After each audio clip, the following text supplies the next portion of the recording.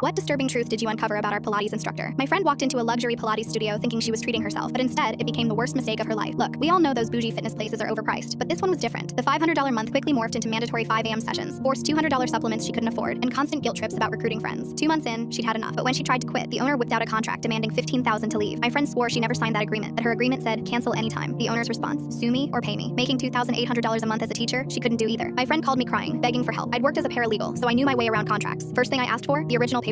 She only had an email confirmation. Month-to-month membership, cancel anytime, no commitment required. Interesting. So where did this $15,000 termination fee come from? I told her to get me everything, any document she'd ever signed, received, or even looked at sideways. Meanwhile, her situation was getting worse. The owner had moved the mandatory sessions from 5 a.m. to 4:30 a.m. because the body is most receptive before the ego wakes up. I'm sorry, but the actual BS, but it got crazier. She showed me bruises running down her spine from something called resistance breaking. Basically, the owner would stand on members' backs while they held plank positions. If they collapsed, they had to start over. One woman had cracked a rib last month. The owner called it releasing stored trauma. This wasn't Pilates. This was assault with a side of stretching. I started researching the owner online. Her website bio was impressive. Certified Pilates physician, masters in movement medicine from Switzerland, licensed physical rehabilitation specialist. Sounds legit, right? Except when I called the International Pilates Association, they'd never heard of her. Switzerland doesn't have a movement medicine program, and the state licensing board, no record of any certification whatsoever. The woman was a complete fraud. But here's where it gets really messed up. My friend finally found her copy of the termination contract. She texted me a photo, and I immediately spotted the problem. The signature was wrong. Not just a little different, completely different. My friend signs with a distinctive loop on her S. This signature had sharp angles, no loops. Someone had straight up forged it. She admitted something else. She'd been popping Advil like candy just to walk. The owner had been doing these breakthrough sessions, where she'd physically force members into positions until they cried. Last week, she'd made a 60-year-old woman hold a back bend for 10 minutes until she vomited, then congratulated her for purging toxins. I told my friend this cannot be real. I kept digging. The business wasn't even registered as a wellness or medical facility, just a basic LLC for retail services. Yet the owner was dispensing medical advice. One member had delayed knee surgery for 6 months because the owner convinced her the Pilates would fix her knee for her. My friend was deteriorating. She'd lost 15 pounds from the required cleanses, aka starvation, could barely stay awake teaching, and was terrified the owner would call her principal, something she'd threatened when another teacher tried to quit. I have connections everywhere, she'd said. But why did she want to see these women in pain so bad? That's when I made my decision. We weren't just dealing with a scam artist. This was a dangerous predator using fake credentials and forged documents to trap and abuse people. The owner had specifically selected teachers, single moms, women who couldn't afford lawyers, people she thought couldn't fight back. I told my friend to meet me Saturday morning. We were going to expose her. We entered during Saturday's key class. The owner saw us and smirked. She thought she'd already won. We need to talk, I announced. She smiled. All fake zen. This is a sacred space. So is fraud sacred? Her smile dropped. I held up 2 documents. This is my friend's real contract, month to month. This is what you showed her. Notice the signature? The owner's smile tightened. Perhaps we should discuss this privately. My voice got louder. No, let's discuss it here. You forged her signature to trap her with a $15,000 fee. Gasps from the class. Also, you claim to be a certified Pilates physician. I called the state board. That certification doesn't exist. Members started murmuring. The owner tried damage control. You don't understand our methods. Standing on people's backs until ribs crack, making them vomit. That member who delayed knee surgery because you said doctors block energy. I pulled out my phone. I've got the Department of Consumer Affairs on speed dial. Fraud, practicing medicine without a license, assault. The owner went pale. Wait, what do you want? Release everyone. Refund everything. Members were already pulling out their phones, comparing signatures. One woman shouted, mine's forged too. The owner's husband rushed in, saw the scene, whispered urgently in her ear. She rolled her eyes and said she'd process refunds. But before we left, I heard her husband say, you and your kink for seeing women in pain. She got off on it. I got them arrested anyway.